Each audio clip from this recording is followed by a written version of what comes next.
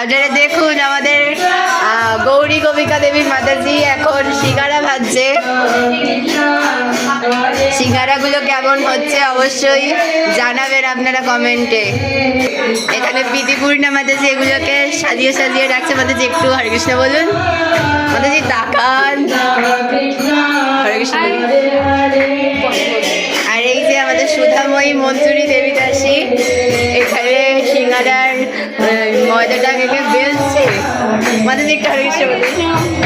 আর এখানে আছে কি দর্শক বৃন্দ, আমিও আছি। এখানে আমাদের শুভ গিরিধারী দাস প্রভু এখন সিঙ্গারা বানাচ্ছে। প্রভু একটু হরে কৃষ্ণ বলুন। হরে কৃষ্ণ।